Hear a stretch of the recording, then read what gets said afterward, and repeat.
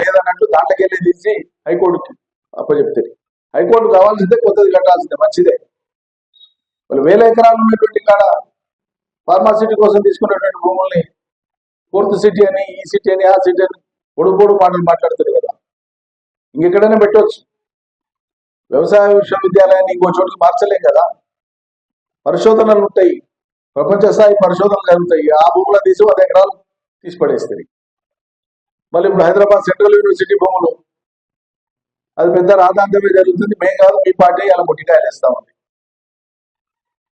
మీ జాతీయ నాయకుడు రాహుల్ గాంధీ జవాబు చెప్పలేనటువంటి ఒక ఇరుకాటమైన పరిస్థితుల్లోకి తెలంగాణ కాంగ్రెస్ ప్రభుత్వం వల్ల ఆయన నోరు మెదపని పరిస్థితి వచ్చింది. తెలంగాణలో హైదరాబాద్ లో జరిగేటువంటి పరిణామాల మీద ఇలా రాహుల్ గాంధీ డిఫెన్స్ లో పడిపోయినారు. పాప 40 సీట్లు ఉన్నటువంటి కాంగ్రెస్ పార్టీని పోయిన లోక్సభలో కిందపడి మీదపడి ఏదో తిప్పలపడి జోడయాత్రని ఇక్కడని అక్కడని పాపం తడలాడి లేమాట కామాట 100 సీట్లకు తీసుకొచ్చి ఇక్కడ తెలంగాణలో కాంగ్రెస్ చేసిన పుణ్యానికి తెలంగాణలో భవిష్యత్తులో సీట్లు రాకపోవడం దేవుడే. భారతదేశ స్థాయిలో ఇలా కాంగ్రెస్ కు దెబ్బ కొట్టింది ఎవరంటే తెలంగాణ కాంగ్రెసే, తెలంగాణ కాంగ్రెస్ ప్రభుత్వము, తెలంగాణ కాంగ్రెస్ పార్టీ. ఇది గుర్తుపెట్టుకోవాలి ప్రజలు. ముమ్మాటికి ఇది జరుగుతున్నటువంటి వాళ్ళు ఇలా ఆత్మ పరిశీలన చేసుకుంటున్నారు. దిద్దుబాటుకు వాళ్ళు సమయం తీసుకుంటారా ఏంటది వాళ్ళ అంతర్గత వ్యవహారం. కానీ సవరించుకోలేని తప్పైతే జరిగిందన్నటువంటి భావనలో ఇలా కాంగ్రెస్ అధిష్టానం ఉంది అనేటువంటిది ఎవరికైనా అర్థమవుతుంది విశ్లేషణ చేసుకుంటే.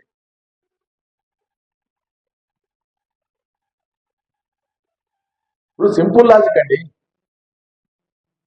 పూర్తయిన ప్రాజెక్టు కొద్దిపాటి పనులను పూర్తి చేసి 12.5 లక్షల ఎకరాలకు 12,30,000 ఎకరాలకు నీళ్ళు ఇచ్చేటువంటి ప్రాజెక్టును వినియోగంలోకి లేకుండా 100 కోట్ల లోపల అయ్యేటువంటి పనులను అదే పనిని 1,800 కోట్లకు మీరు డిజైన్ చేసి 1,300 కోట్లకు ఆల్రెడీ టెండరే పిలిచేస్తే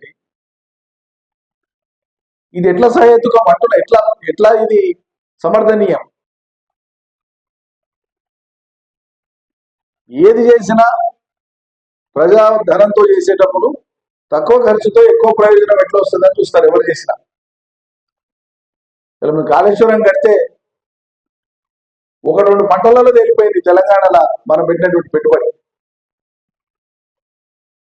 ఫలితం అట్లా ఉండాలి. మనం అన్ని పైసలు ఖర్చు పెట్టినాక మీరు 1.5 కాలం ఖాళీగా పెడితే అన్ని 1000 కోట్లను మీరు ఖాళీగా పెట్టినట్లే కదా, పక్కకు పెట్టినట్లే కదా. ఒక పంట పండితే ఎంత ఉత్పత్తి వస్తుంది?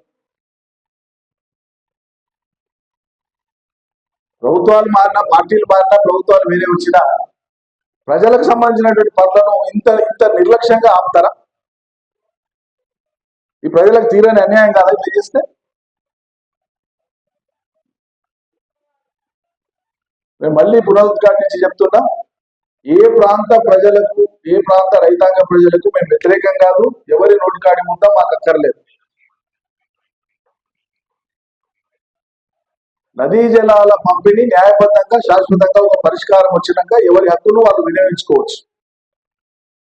అప్పటి వరకు ఇష్టారీతిగా మేము వాడుకుంటాం, ఇష్టారీతిగా మేము ప్రాజెక్టులు పూర్తి చేస్తామంటే అది సమంజసం కాదు అని చెప్తున్నాము అవతల ప్రభుత్వానికి. అదేవిధంగా ఇక్కడున్న ప్రభుత్వం మొత్తం నిద్ర విడాలే, మీ పూర్తి నిర్లక్ష్య వైఖరిని విడనాడాలని చెప్పి డిమాండ్ చేస్తాము. Thank you.